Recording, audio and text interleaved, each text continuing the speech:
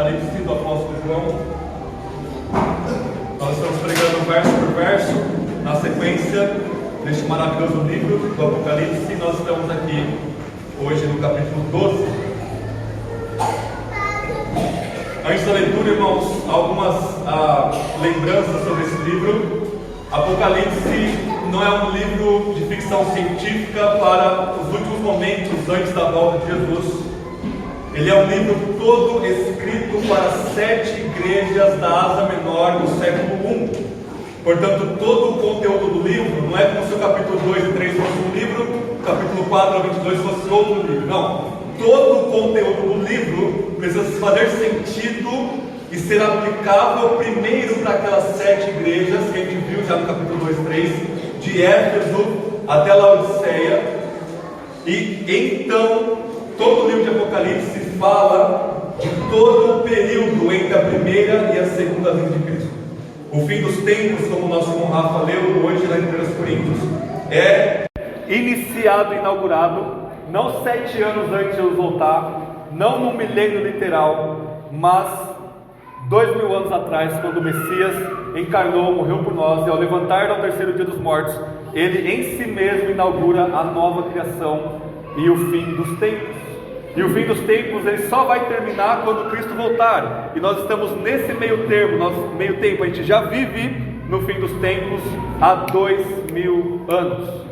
E todos esses julgamentos aqui de Apocalipse, todas as imagens de Apocalipse, elas são símbolos que perpassam toda a história da igreja. Os 7 selos, as 7 trombetas, são modos simbólicos de mostrar, olha, Deus está julgando o mundo. A igreja é atingida fisicamente porque a gente morre, a gente passa fome, a gente é martirizado, a gente sofre as guerras, mas espiritualmente nós estamos protegidos.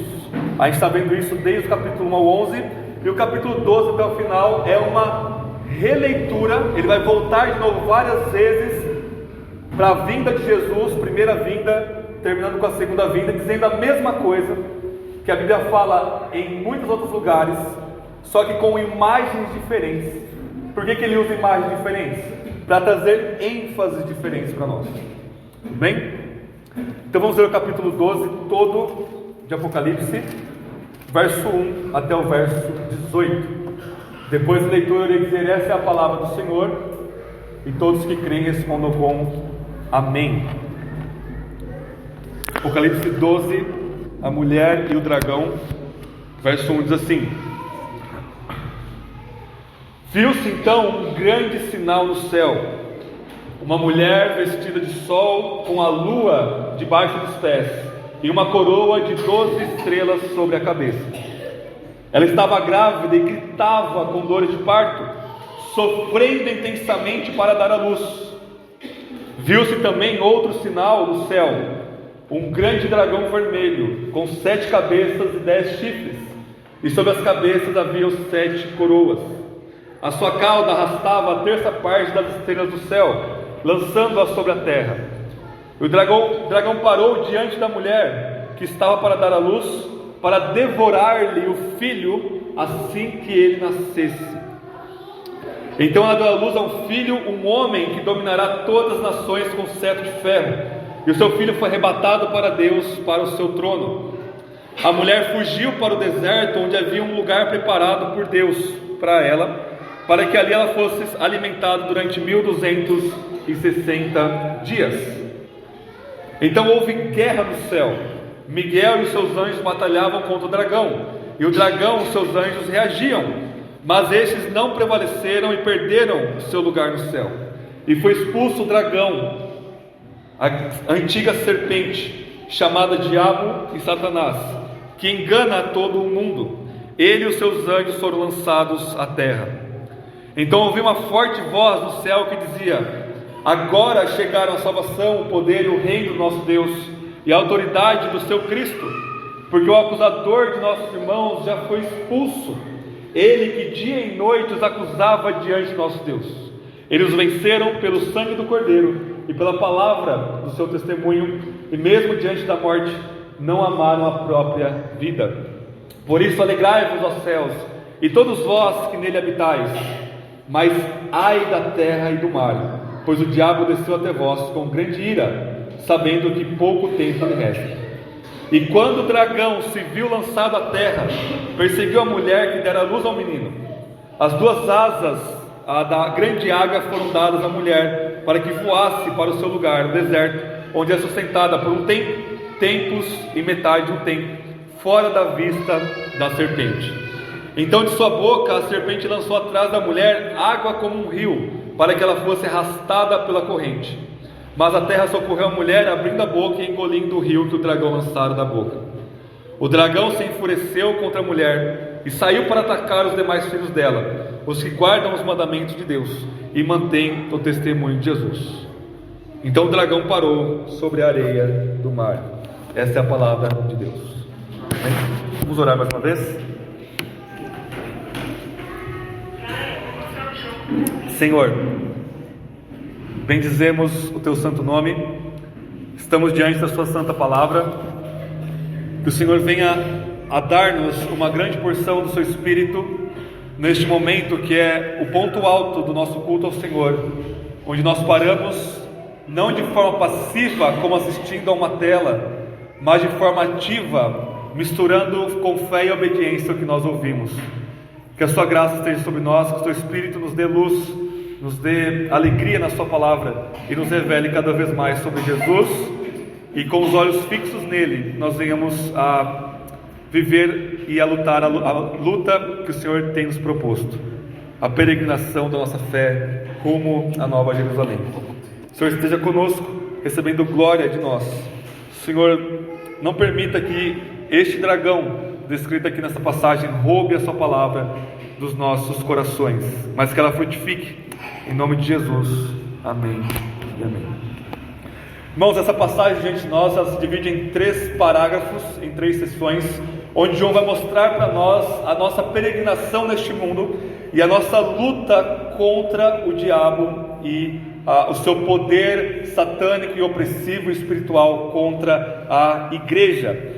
O catolicismo romano de uma época para cá tem lutado muito para mostrar que essa passagem é sobre Maria, e essa mulher na verdade é Maria, e o dragão está perseguindo ela, e ela é levada aos céus, aí, onde surge a assunção de Maria. Mas nós vamos ver que não tem nada a ver com Maria no primeiro momento aqui. Vamos ver então, em primeiro lugar, Cristo, ele vence o dragão. Vejam comigo, verso 1. Viu-se então um grande sinal no céu, uma mulher vestida de sol, com a lua debaixo dos pés e uma coroa de 12 estrelas sobre a cabeça.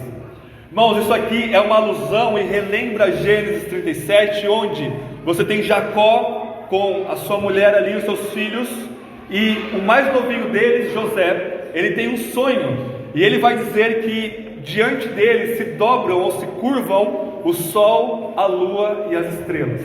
Ou seja, ele está simbolicamente vendo o futuro, onde ele seria governador do Egito, e o seu pai, a sua mãe e os seus irmãos se dobrariam diante dele, no sentido de ele ser aquele que vai prover alimento para eles aquele tempo de fome terrível que teve ali naquela região na época de José. E desde então, irmãos, sol, lua, estrelas, elas se tornam um símbolo para se referir ao povo de Deus.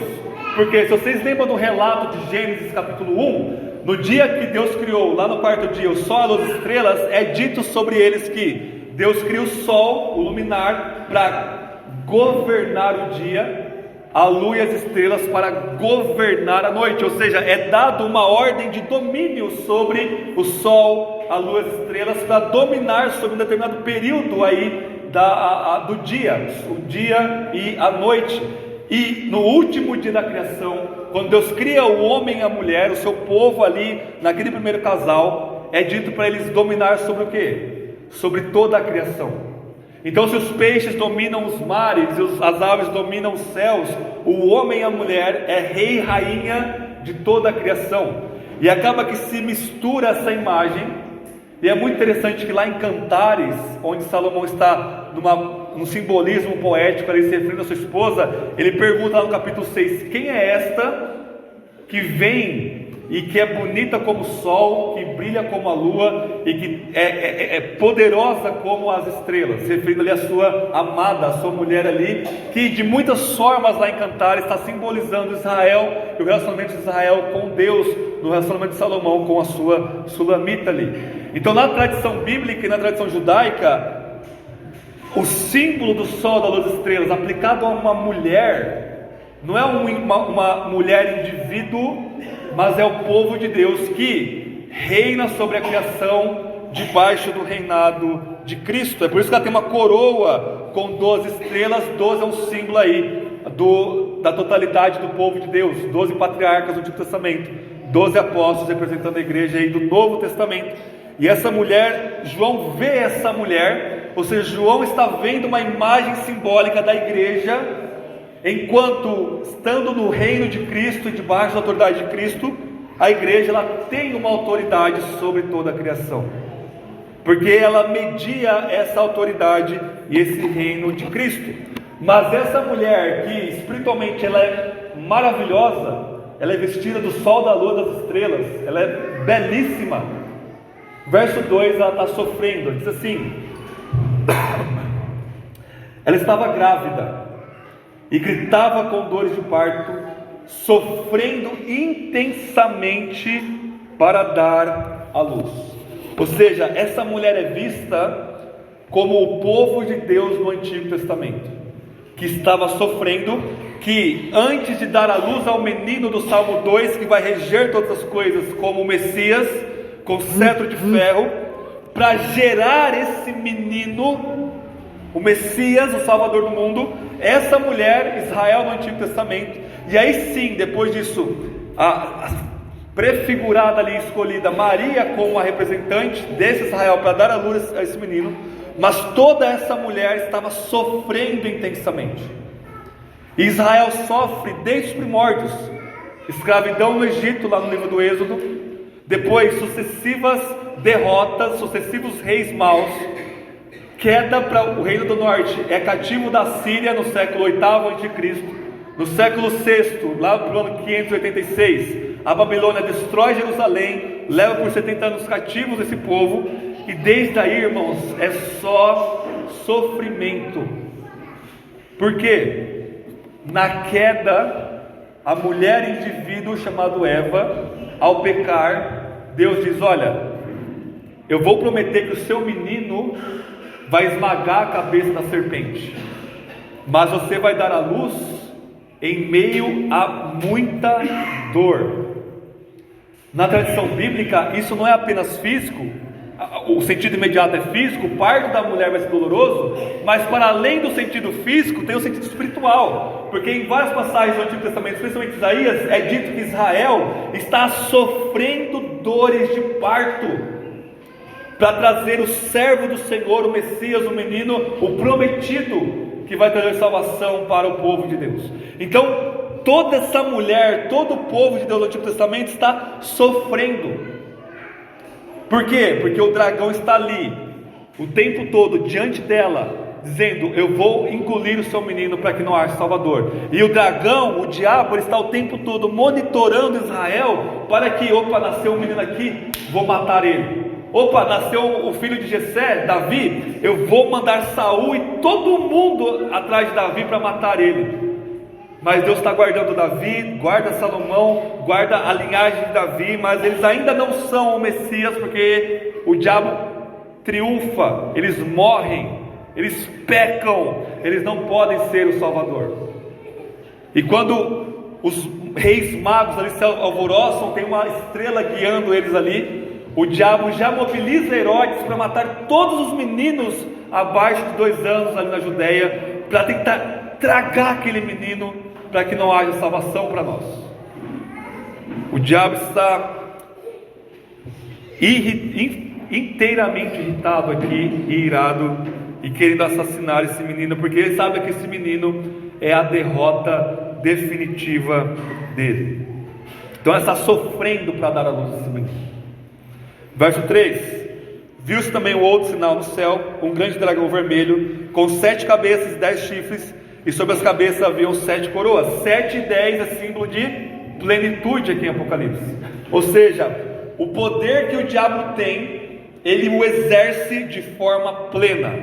Ele não é onipotente, ele não é onisciente nem nada, mas o poder que Cristo deixa ele exercer de opressão e de destruição, ele o faz de forma simbolicamente sétupla. Ele faz de forma 7 e com 10 aqui com a sua coroa maximizada aqui com o seu poder. Verso 4, irmãos, é intrigante, porque vai dizer assim: a sua cauda arrastava a terça parte das estrelas do céu, lançando-as sobre a terra, e o dragão parou diante da mulher. Normalmente nós lemos isso daqui como sendo o diabo derrotando ou enganando uma terça parte dos anjos e caindo sobre a terra. É uma leitura possível? Mas não é a melhor leitura aqui, irmãos, porque a Bíblia, ela não vai nos dar detalhes para saciar nossa curiosidade do que aconteceu antes da queda, ou do que aconteceu, o que o diabo estava fazendo, como que ele caiu. Não, existem ecos disso, mas sempre localizado. Quando Ezequiel fala que o querubim de luz estava lá e caiu, Ezequiel está falando do rei de Tiro, dos reis deste mundo que estão identificados ali com o diabo de uma certa forma, mas aquilo é simbólico. Ou seja, é muito pouco que nós temos sobre isso. Mas aqui nesse versículo, irmãos, quem é dito aqui capítulo 12 que tem as estrelas, está ali vestido com a coroa de estrelas? É a mulher, a igreja. E esse versículo 4 é uma alusão direta a Daniel 8:10. Lá em Daniel 8:10 tem o chifre, que é um símbolo de poder, um poder maligno, que quando ele perpassa a terra, ele derruba algumas estrelas do céu. E a profecia de Daniel é clara: esse chifre é um poder maligno que começa a se cumprir com Antíoco Epifânio no século 2 a.C., como alguém tomado pelo diabo ali para destruir. E essas estrelas que esse chifre derruba do céu é o povo de Deus, é o povo de Israel, que Antíoco Epifânio massacra, oferece um porco lá no Santo dos Santos em Israel, e começa a cumprir essa profecia. Então, quando fala que o diabo ele consegue arrastar uma terça parte das estrelas do céu, um terço aqui em Apocalipse, a gente está vendo que o tempo todo é simbólico. Simboliza que é um poder destrutivo considerável, mas é um poder destrutivo limitado. Ou seja, o que João está vendo aqui é o diabo conseguindo derrubar alguma dessas estrelas do céu, que está ali associada à mulher, mas ele não consegue atacar a mulher. Em outras palavras, o diabo consegue derrubar alguns de nós pela morte, pela apostasia, mas ele não consegue encostar na igreja. A mulher permanece sofrendo, mas permanece intacta. E é dito, verso 4 ainda: o dragão parou diante da mulher que estava para dar à luz, para devorar o filho assim que nascesse. E aí o verso 5, meus irmãos e irmãs, é um resumo compacto do Evangelho do nosso Senhor Jesus. Então ela deu à luz a um filho, um homem que dominará as nações com o cetro de ferro, e o seu filho foi arrebatado para Deus, para o seu trono. O que nós temos aqui? A encarnação de Cristo. Nasce-lhe um menino homem, e nós temos a ascensão de Cristo à destra de Deus como Rei dos Reis, Senhor dos Senhores. O que tem no meio, João já falou para nós: ele viveu, nunca pecou, por isso ele se entrega na cruz, leva a ira de Deus que é para nós, leva e sofre a maldição de Deus em nosso lugar como nosso representante, morre, é sepultado. 3 dias depois ele triunfantemente levanta da tumba. Depois passa alguns dias, sobe aos céus como o soberano de todo o universo. Aqui você tem compactuado de forma, como se fosse um sanduíche aqui, todo o Evangelho, a encarnação e a ascensão de Cristo. O diabo não consegue parar esse menino. Ele está ali, pronto, ele vê o menino nascer, ele vê que aquela mulher está frágil, que aquela mulher está numa manjedoura, que aquela mulher não tem poder nenhum contra ele. Ele vê aquele bebezinho chorando, sujando fralda. Ele está ali com os seus dentes para devorá-lo. mas ele não consegue. Aquele bebezinho chorando ali, pedindo leite para Maria, é mais poderoso do que toda a criação junta. E o dragão pode latir, mas não pode mordê-lo. Ou seja, o verso 1 ao 6 vai mostrar que Cristo, o menino, o Messias do Salmo 2, que rege as nações com o seu poder, ele cumpre aquilo que ele veio fazer. Ele encarnou e ele foi até o fim, e ele subiu aos céus à destra do trono de Deus. E o que sobra para nós? Verso 6: a mulher fugiu para o deserto, onde já havia um lugar preparado por Deus para ela, para que ali ela fosse alimentada durante 1260 dias. A gente já viu no capítulo 11 que 1260 dias é igual 3 anos e meio, que é igual 42 meses, que é igual um tempo, tempos e metade do tempo, que vai aparecer aqui no verso capítulo 12 de novo, que é uma forma simbólica de se referir a todo o período da igreja, desde a ascensão de Cristo até a sua volta. É a forma que aquela mulher está ali no deserto. É um tempo considerável, mas é um tempo que vai chegar a um fim. E essa mulher, ela é alimentada. E repare, irmãos, que a palavra lugar aqui no verso 6, foi-lhe preparado um lugar. Essa expressão preparar lugar no Novo Testamento, ela é sinônimo de templo, que é uma alusão ao livro do Êxodo. Ou seja, Israel sai do Egito, o representante do dragão lá, que é o faraó, morre nas águas do mar, que se caem sobre a cabeça dele. E Israel, esse povo, essa mulher, ela é sustentada no deserto. Só que Deus fala: prepara um tabernáculo para habitar no meio de vocês. E no tabernáculo, nesse deserto, Deus coluna de fogo à noite, que é muito frio, coluna de nuvem de dia, que é muito calor, e está alimentando o povo com maná, com água, e sustentando eles. Essa é a imagem que nós temos aqui. Nós estamos no deserto, e o lugar que Deus preparou para nós é o templo do capítulo 11, que é a igreja. O que João quer comunicar para nós? João tem em mente aquelas 7 igrejas que a gente viu no capítulo 2 e 3. Isso se aplica a todas as igrejas de todos os tempos. Prestem bem atenção nisso, que eu e você, nós esquecemos disso constantemente. Não importa o lugar que você esteja, não importa o quanto dinheiro você tenha, e não importa a quantidade de força de vontade que você tenha, você nunca vai sair desse deserto nesta vida. Eu vou repetir: não importa o lugar que você esteja, não tem escapatória. Você pode estar aqui no Brasil, você pode fugir para a Europa, você pode querer ir para os Estados Unidos, você pode querer ir para viver em Cancún, numa ilha paradisíaca. Este mundo todo é um deserto. Não importa quanto dinheiro você tenha, você pode ser muito pobre ou muito rico, isso não vai mudar a essência deste mundo, que é deserto. Algumas pessoas brincam falando que se você colocar um comunista para governar um deserto, dentro de pouco tempo vai faltar areia ali. Mas nunca falta areia nesse deserto.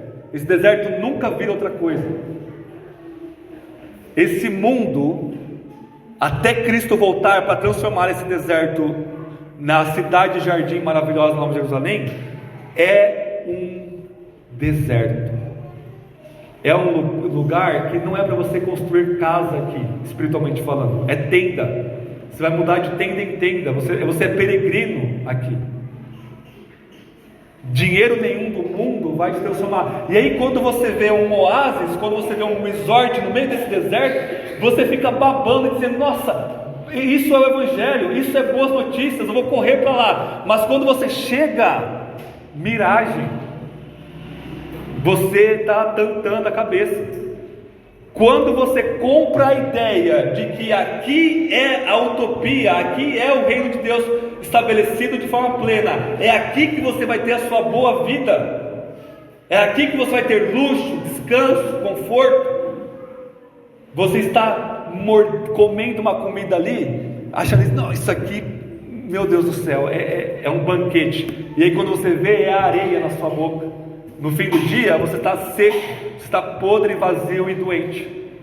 E aí você chama todo mundo, gente, aqui tem água, aqui é miragem, o templo está lá longe, a igreja está lá longe, tudo que está ao redor aqui é arena de morte, é deserto. Parafraseando C.S. Lewis, ele vai dizer que se você pensa neste mundo como se fosse um hotel, como se fosse um resort, você vai viver reclamando do serviço. Ou seja, se você acha que está tudo ruim, que poder melhorar, você está achando que este mundo é a sua casa definitiva. Mas quando você pensa neste mundo como um deserto, e você está nesse deserto, como a gente viu no capítulo 7, arregimentado para a batalha, você vai encará-lo de forma diferente. Irmãos, nós estamos no deserto deste mundo. E a única coisa que pode nos alimentar é o que alimentou Israel no deserto, é o maná, é o pão, é Cristo Jesus. Isso é a única coisa que Deus tem para nós aqui neste mundo. E é suficiente. E é infinitamente mais do que suficiente. Cristo, o menino que nasceu e subiu aos céus depois de levantar dos mortos, Ele nos basta. E Ele nos protege do diabo. Não fisicamente, de novo, todo o capítulo de Apocalipse está falando isso, porque o dragão, ele arrasta estrelas do céu com ele derruba alguns de nós, mas espiritualmente, nós estamos protegidos desse deserto, deste grande dragão que é o diabo. Versos 7 ao 12 é o segundo parágrafo aqui, é a segunda coisa que João quer trazer para nós. Ele vai dizer o seguinte: então houve guerra no céu, Miguel e seus anjos batalhavam contra o dragão, e o dragão e seus anjos reagiam, mas estes não prevaleceram e perderam o seu lugar no céu, e foi expulso o grande dragão, a antiga serpente, chamado Diabo e Satanás, que engana todo o mundo. Ele e os seus anjos foram lançados à terra. Então ouvi uma forte voz do céu que dizia: agora chegou a salvação, o poder, o reino do nosso Deus e a autoridade do seu Cristo, porque o acusador de nossos irmãos já foi expulso, ele que dia e noite os acusava diante do nosso Deus. O que nós temos aqui é o seguinte: quando Cristo vence o diabo na cruz e na ressurreição, Miguel e os seus anjos conseguem autoridade contra ele, e o diabo é expulso do céu. Não está falando da queda do diabo lá no começo da criação, está falando da queda do diabo no momento da nova criação, que é quando o Messias é morto e ressuscitado. Em outras palavras, por causa do pecado e da licenciosidade que a serpente ganha ao derrubar Adão e Eva no jardim, o diabo ele tinha com que acusar a mulher, o povo de Deus no Antigo Testamento, diante de Deus. Jó é o grande exemplo disso. Jó, um representante do povo de Deus, dessa mulher, o homem mais justo da sua época, um homem tão íntegro que acordava de madrugada para oferecer sacrifício para os seus filhos, se eles tivessem pecado. O diabo ele tinha acesso a Deus, e essa serpente chegava diante do trono de Deus, desafiando Deus, dizendo: olha, o Jó só é fiel porque o Senhor dá tudo para ele. Deixa eu quebrar ele um pouco para ver se ele continua fiel. Vocês estão vendo que diabo e Satanás não são nomes, são adjetivos, significa o inimigo e o acusador. O diabo ele tinha esse acesso a Deus para dizer: olha, Davi, você está de brincadeira comigo que Davi é um rei segundo o seu coração? Olha lá, acabou de adulterar com Betseba e matou Urias. Salomão é o filho de Davi, que vai reinar sobre Israel, que o Senhor prometeu a continuidade do trono. Olha lá, 1000 mulheres, um imoral da maior potência que existe, idólatra. E o restante então dos seus filhos nem se fala. Moisés, o Senhor nem permitiu que ele entrasse em Canaã, bateu lá, desobedeceu o Senhor diante de todo Israel. Abraão mentiu várias vezes. Não estou entendendo o que está acontecendo aqui. Como é que pode uma coisa dessa? O Senhor é justo. O Senhor, E o diabo crê e sabe disso. O Senhor é justo, não habita com o pecado. Eu fui expulso da sua presença por causa disso. O que está acontecendo com esse povo aqui do Antigo Testamento? E a resposta de Deus para o diabo é Cristo amaldiçoado na cruz. A resposta é: você quer saber, serpente, por que esses são meu povo? Porque o sangue do meu filho ele é tão poderoso que ele cobre todos os pecados do meu povo, desde Abel até o último eleito, Antigo e Novo Testamento, milhares de anos da história. O pecado de Davi, de Salomão, de Abraão, de todo mundo do Antigo Testamento foi pago aqui, na cruz. Agora você é expulso. Agora não há mais na língua venenosa da serpente para nos acusar diante de Deus. Ele perde esse acesso e ele é jogado nessa terra. O próprio Jesus, ele disse quando estava aqui: eu vi o diabo caindo como um trovão aqui neste mundo. Cristo, pelo seu sangue, cala para todo sempre o diabo. Então o diabo não pode chegar diante de Deus e dizer: o William pecou. Deus diz: eu só vejo Cristo ali. Eu só vejo justiça perfeita e absoluta ali. Eu vejo o meu espírito ali trabalhando nele. O diabo ele não tem mais esse acesso. Ele pode acusar a nós. Ele pode acusar na nossa consciência, mentindo para nós. Mas diante de Deus ele perde esse status e esse acesso de acusação. Verso 11: eles o venceram pelo sangue do Cordeiro e pela palavra do seu testemunho, e mesmo diante da morte não amaram a própria vida. Por isso alegrai-vos, ó céus, e todos vós que neles habitais. Mas ai da terra e do mar, pois o diabo desceu até vós com grande ira, sabendo que pouco tempo lhe resta. O diabo é expulso do céu. E a aplicação aqui, irmãos, o verso 11 resume todo o capítulo 12 para nós. A única forma de vencer este dragão vermelho é pelo sangue do Cordeiro. E essa loucura, esse escândalo da mensagem da cruz vai contra nós em cada fibra do nosso ser, porque nós, pelo nosso pecado, achamos que nós vamos vencer alguma coisa, espiritualmente falando, pelas nossas obras, pelo nosso braço, pela nossa inteligência, pela nossa piedade, pelo nosso testemunho. E o que acontece? Se você vive assim, você já está massacrado pelo diabo. Ele está te mastigando aqui, dizendo: vai, continua achando que você vai vencer pela sua religiosidade, pela sua força. Você não é nada diante desse dragão. Se Deus tirasse a proteção dele de nós, o dragão nos devoraria, mas num piscar de olhos, mas não haveria uma espadinha levantada contra ele. Nós somos esse ser vil, débil, frágil e fraco, e o nosso adversário é um dragão, uma serpente, que derruba anjos, engana o nosso pai Adão, que era perfeito. Não há luta nessa batalha. A única forma de vencê-lo é pelo sangue do Cordeiro e pela palavra do seu testemunho, ou seja, que testemunha sobre o sangue do Cordeiro, que é as Escrituras. E esse próprio Cordeiro venceu o dragão assim. No deserto, olha só o simbolismo da Bíblia. O Messias vai para o deserto, 40 dias ali, dramatizando Israel no deserto por 40 anos. Mas o Israel que falha no deserto, esse novo Israel, esse menino, esse homem agora, com 30 anos, vence a serpente. Como? Está escrito, está escrito, está escrito. Ou seja, o sangue de Cristo nos lava, tira toda acusação, condenação e maldição do pecado. E agora nós temos o testemunho, a palavra de Cristo, que é a nossa espada, que pelo poder do Espírito vence a serpente. Era assim que Adão era para ter vencido a serpente.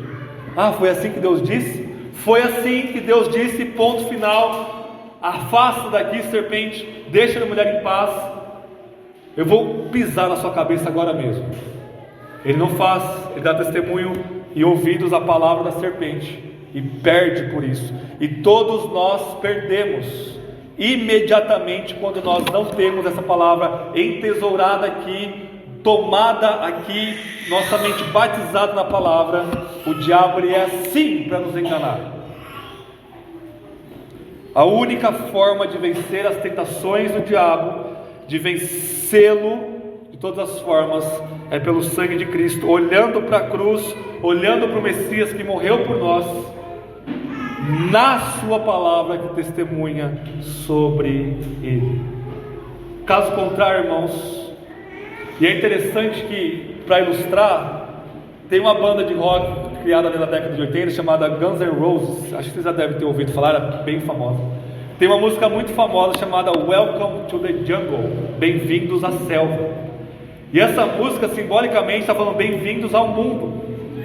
E essa banda vai dizer que este mundo, nessa música, ela é uma selva, ela é coisa de doido. E na música ele vai cantando dizendo: olha, bem-vindo às selvas, e aqui nós vamos te prometer te dar tudo, saciar todos os seus desejos e prazeres. Mas, de verdade, a própria música fala: essa selva, ela vai te prostrar de joelhos, ela vai te fazer sangrar, e ela vai te matar. Bem-vindos à selva, bem-vindos ao deserto. A única forma de vencer é pelo sangue de Cristo. Terceiro lugar, verso 13 até o 17, e o verso 18, ele seria uma introdução do que a gente vê semana que vem, a besta do mar, de Apocalipse 13, e a besta da terra. Mas o verso 13 diz: quando o dragão se viu lançado à terra, perseguiu a mulher que dera luz ao menino. Reparem, é a mesma mulher. Deus só tem um povo. Não é como se ele tivesse uma mulher que estava para dar a luz, Israel no Antigo Testamento, agora deu a luz, não, vou escolher uma outra mulher agora para carregar a minha promessa, minha salvação e testemunhar dos meus filhos. Não, é a mesma mulher. A mesma mulher que dá a luz ao menino é a mesma mulher que foge para o deserto. Ou seja, o Israel do Antigo Testamento é continuado na igreja, que agora é composta de judeus e gentios que creem no Messias. E essa ideia de que Deus tem dois povos, ela começa há 200 anos atrás, com o dispensacionalismo. Ninguém na história da igreja acreditava numa besteira dessa. Deus tem um povo, uma mulher, uma noiva. Verso 14: duas asas da grande águia foram dadas a essa mulher. Isso vem de Êxodo 19 e Deuteronômio 32, onde Deus é descrito como uma águia, simbolicamente falando, que voa em cima de Israel no deserto, está ali protegendo ela. Assim como o Espírito de forma viária pairava sobre a antiga criação, que estava sem forma vazia, agora sobre um tipo de nova criação que é Israel no deserto, Deus paira sobre ela, protegendo ela, com uma coluna de fogo, uma coluna de nuvem, sustentando ela. E agora o novo Israel, a igreja, Deus como águia voa sobre nós. O Espírito está em nós e entre nós, nos protegendo, para que voasse para o seu lugar, o deserto, onde é sustentada por um tempo, tempos e metade de um tempo, fora da vista da serpente. É a mesmíssima coisa que ele já disse ali no verso 6. Verso 15: então da sua boca a serpente lançou atrás da mulher água como um rio, para que ela fosse arrastada pela corrente. Diante dessa mulher, o dragão ele vai lançar essa torrente de água. Ele vai tentar derrubar essa mulher de qualquer maneira. E em várias passagens bíblicas, especialmente os Salmos, onde Davi e os salmistas vão falar que às vezes em pecado, às vezes se sentindo abandonado por Deus, é como se eles estivessem cercados de águas.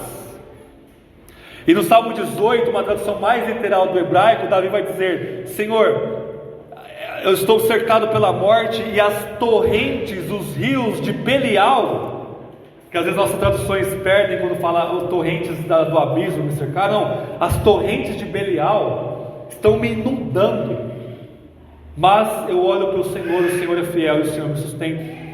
Ou seja, toda essa opressão espiritual que nós sentimos, Todas essas lutas, essas angústias que nós temos, é o diabo com a boca aberta, vomitando um rio de morte sobre as nossas vidas. E esse rio a gente está vendo em todo Apocalipse, é um símbolo do mal, é um símbolo de desordem, de caos, de juízo, de querer realmente nos afogar e nos matar nele. O diabo, ele não está brincando com você.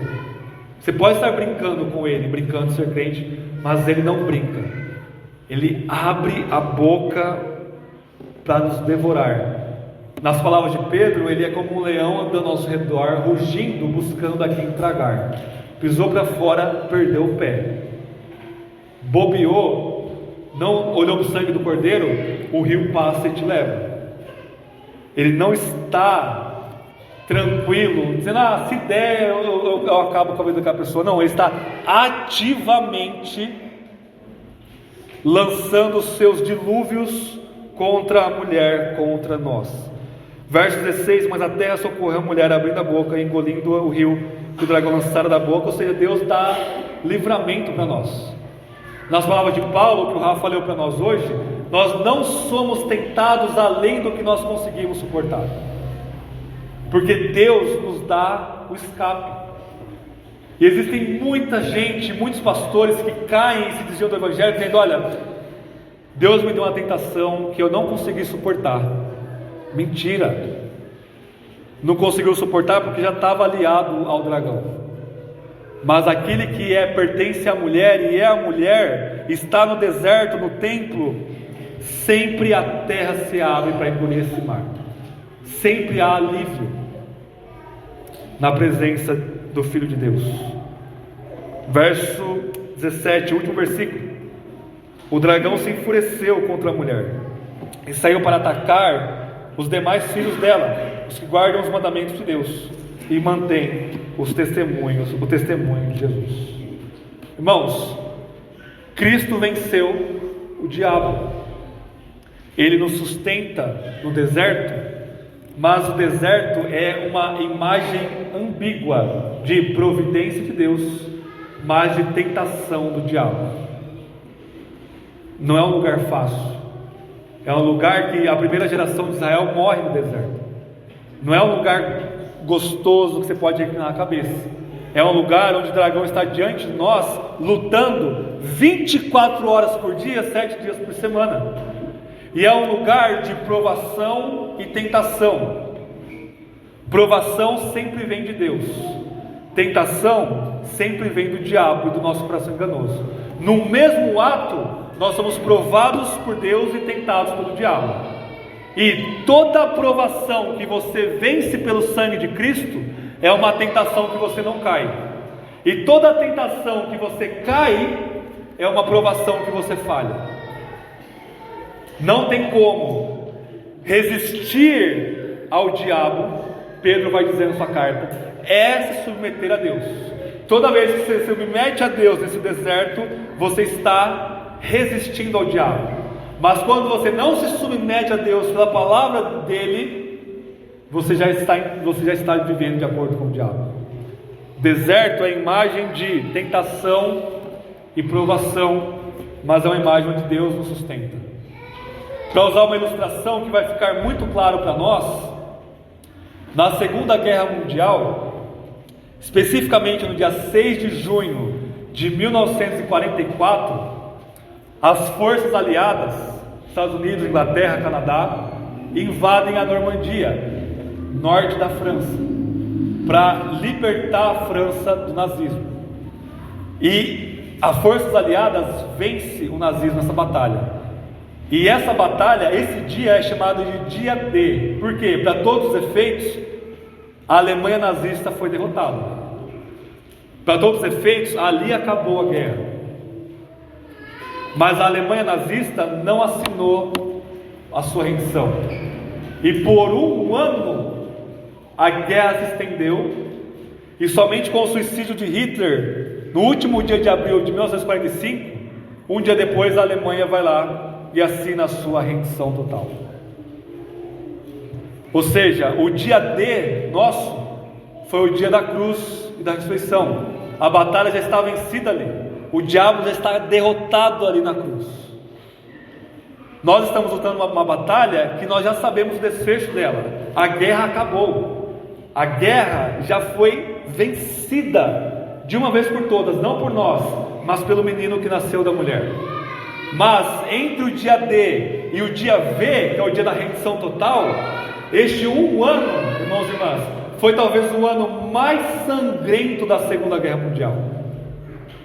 Ou seja, Hitler esperneando para todo lado, perdeu para o Exército Vermelho. A Rússia consegue parar Hitler lá para não conquistar lá a Rússia.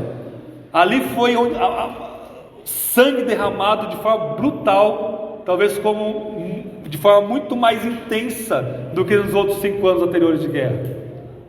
Mas o dia V chegou, porque Hitler se suicidou e acabou tudo, e já estava derrotado, não tinha o que fazer, já estava cercado ali a Alemanha. O dia V está diante de nós, onde o diabo vai ser expulso de forma completa e final.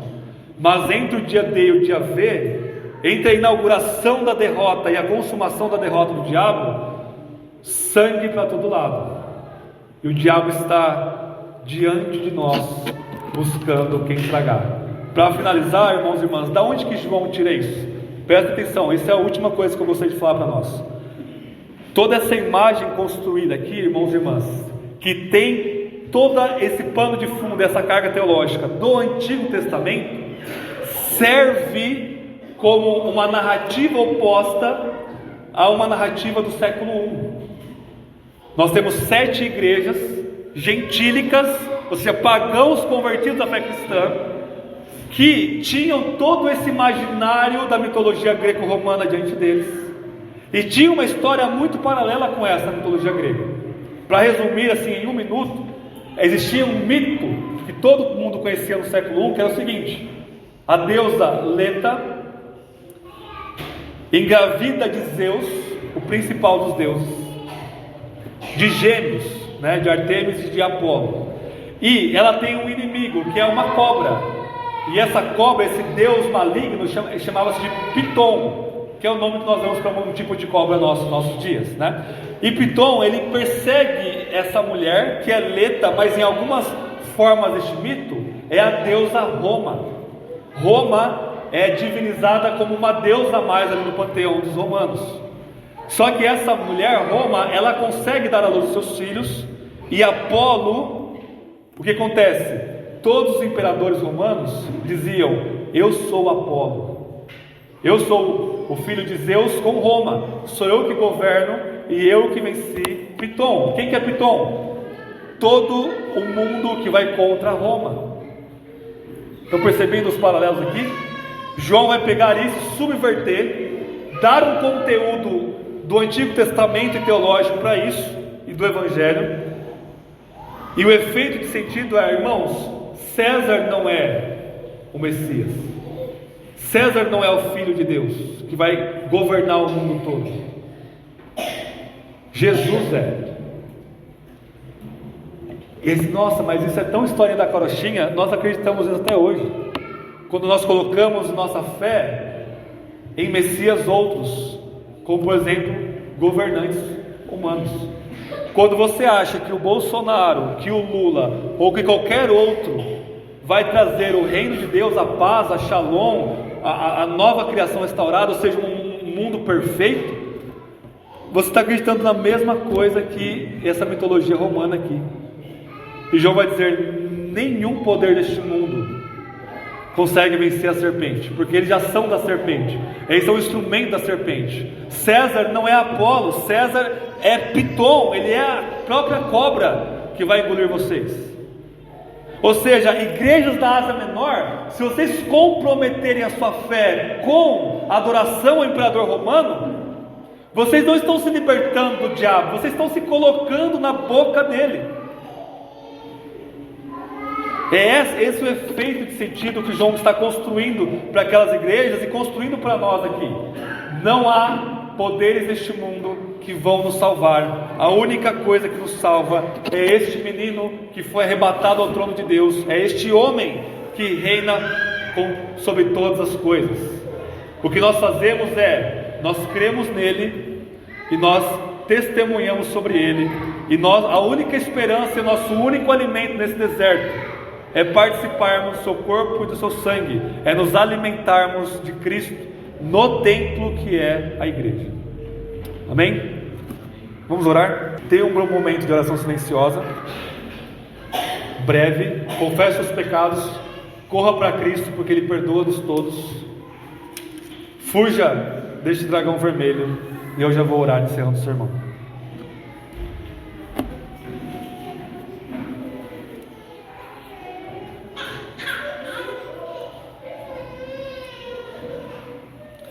Senhor Deus, quão impotente nós somos, mas isso é bom, porque o seu poder se aperfeiçoa na nossa fraqueza. Nós não somos, o Senhor não nos fez para sermos autossuficientes, autocentrados. E o Senhor não fez este mundo para ser um resort. Há momentos onde nós baixamos nossas espadas para um sorriso, mas a nossa vida deve ser caracterizada por guerra.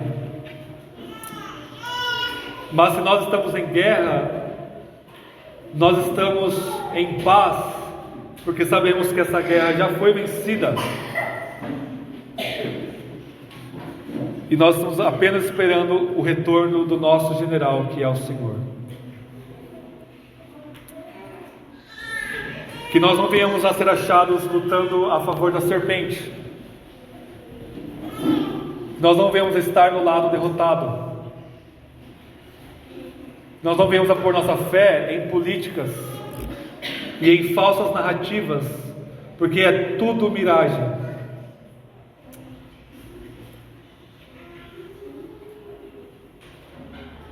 Que o Senhor nos desperte, nós que dormimos. Te louvamos porque o Senhor nos protege da serpente. Proteja-nos de nós mesmos, livra-nos de nós mesmos, santifica-nos na sua palavra. E que nós não venhamos a temer a morte, mas testemunharmos sobre o poder salvador do sangue de Cristo. Toma-nos e batiza-nos na sua palavra. Faça-nos homens e mulheres cheios do seu Espírito e cheios da sua palavra. E que nós venhamos a avançar o teu reino neste mundo, como embaixada de Cristo na terra, como nós vimos hoje. Esteja conosco, porque o Senhor mesmo prometeu que estaria com a tua igreja, desde o momento que o Senhor veio até o seu retorno, para todos sempre, e isso nos basta. Em teu nome nós oramos, ó Filho de Deus, ó Messias, nosso Rei Jesus. Amém.